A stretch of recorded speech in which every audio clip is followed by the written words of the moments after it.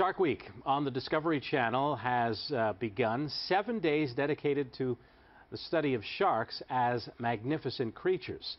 But throughout the history of cinema, sharks have often played the terrifying villain. Now, who better than Jason Gorber to chat about this? Jason, it all started with just one shark.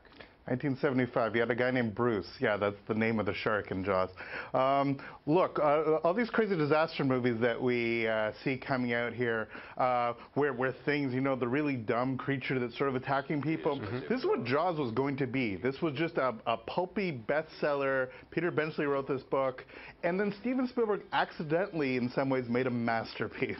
This film should have just been schlock, but it's incredible, and it's one of the truly great moments of cinema. First of all, an incredible score by John Williams, but really it's a film about like three guys on a boat being existential, plus there's a giant thing coming at it. It is the Moby Dick of shark movies in the best possible way. It's a truly stunning work of cinema, and if you've not seen it on a big screen, that's the way to see Jaws. Look, Jaws scared me so badly when I was a kid that I thought he was coming out of, like, I'd take a shower and I thought he would be coming out of the shower head. I was petrified, but eventually I grew to love sharks. I swim with sharks, I scuba dive. I have a company called Bear Shark. I mean, like, I love sharks in many ways because of Jaws, so it both terrified and fascinated me, and that's part of the love that we have for these beautiful creatures. And that creature changed summers forever for people who go to movies like yourself. Absolutely. And look, I have a cottage on the Atlantic in New Brunswick. Oh, and yikes. so I was precocious enough to think, oh my God, this is the same water. And occasionally, every time I hear about a great white swimming up the Bay of Fundy, I'm like, oh, that's kind of cool. There's a movie there somewhere.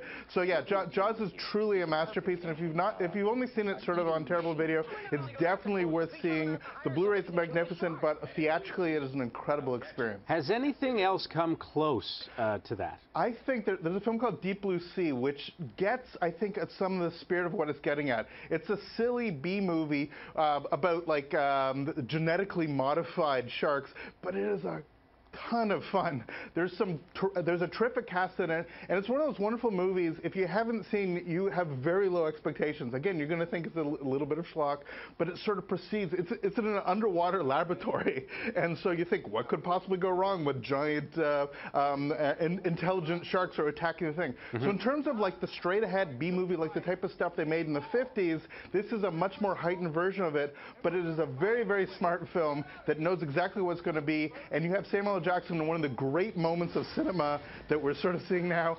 the sudden emergence of the shark. It is truly one of the great little things in any shark cinema, and it's definitely worth checking out as well. Definitely an emergence and definitely sudden. Jason, thanks very much. Thanks so much, Scott. Have a great week.